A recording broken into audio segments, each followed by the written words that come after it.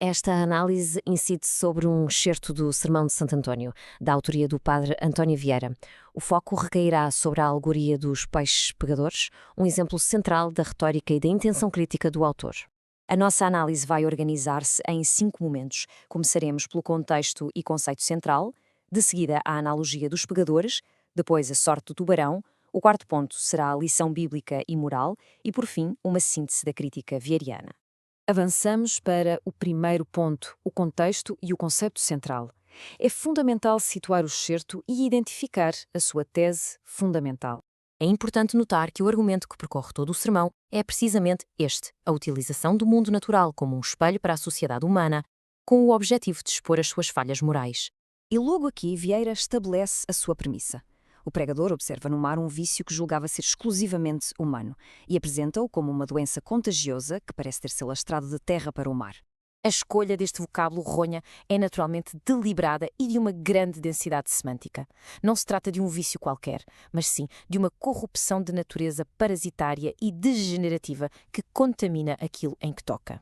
Tendo definido o conceito de ronhinha, podemos agora avançar para a analogia central que estrutura toda a passagem, a relação entre os peixes e os homens. Vieira explora a própria nomenclatura do peixe. O nome pegadores não é de todo acidental.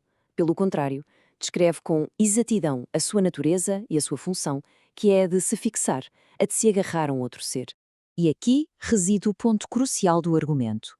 Vieira estabelece um paralelo direto, implacável, entre os peixes parasitas e os cicrofantas da corte colonial.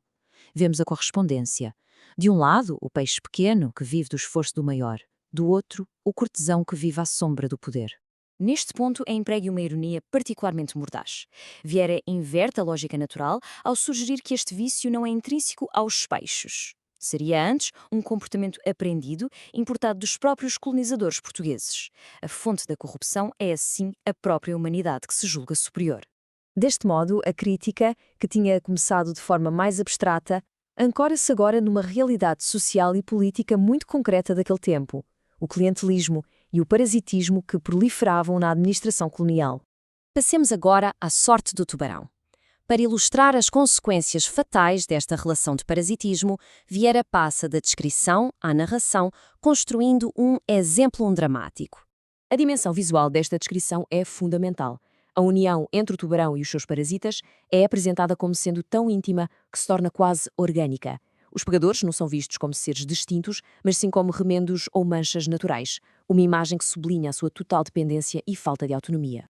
É importante notar que a captura do tubarão é desencadeada pela sua própria ganância. Ou seja, a força bruta e a voracidade do poderoso, as mesmas qualidades que o tornam temido, são precisamente aquelas que o conduzem à perdição. A morte do grande hospedeiro é descrita com uma objetividade quase clínica. A sua agonia é violenta, mas o desfecho é apresentado de forma muito sucinta, como uma fatalidade inevitável. Enfim, morre o tubarão. E aqui, a conclusão crucial do exemplo, a frase curta, lapidar, revela o destino partilhado. A morte dos parasitas nem sequer é descrita, é apresentada como uma consequência lógica, inelutável, da morte do protetor. O destino deles está, assim, fatalmente ligado ao do poderoso a quem se agarraram. E isto leva-nos à lição bíblica e moral, à confirmação pela Escritura. Para solidificar o seu argumento, Vieira vai ancorar esta lição na autoridade máxima da Escritura Sagrada. A citação provém do Evangelho de São Mateus e refere-se à morte do rei Herodes e dos seus seguidores. O que Vieira faz de seguida é demonstrar de que forma este versículo se aplica perfeitamente à história do tubarão e dos pegadores. Esta conexão intertextual fica bem clara. Herodes, a figura do poder, é o análogo do tubarão. E, de forma crucial, o texto bíblico não diz que morreu apenas Herodes, mas sim todos aqueles que o seguiam, tal como os pescadores morrem com o tubarão. Ao fazer isto, o destino dos pegadores deixa de ser uma mera observação do mundo natural para se transformar numa verdade universal e teológica sobre os perigos da dependência do poder corrupto. A alegoria é assim elevada a um novo patamar, conferindo ao argumento uma autoridade inquestionável. Passemos então à síntese da crítica vieriana. Qual é, afinal, a função desta passagem dentro do projeto crítico mais vasto de Padre António Vieira? Como vimos, a passagem é um exemplo notável de retórica barroca.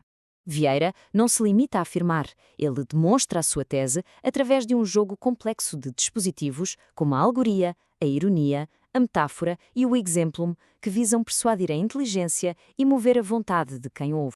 Portanto, este excerto funciona como um verdadeiro microcosmo da intenção crítica e alegórica que percorre todo o Sermão de Santo António. Nele, a observação do mundo natural serve sempre um propósito mais elevado de crítica social e de reforma moral. Fica, para a reflexão final, a interrogação. De que modo é que a interdependência fatal entre o tubarão e os pecadores reflete as estruturas de poder e de clientelismo do século XVII? Uma questão que projeta a alegoria de Vieira para além do texto, convidando a uma reflexão sobre as suas implicações históricas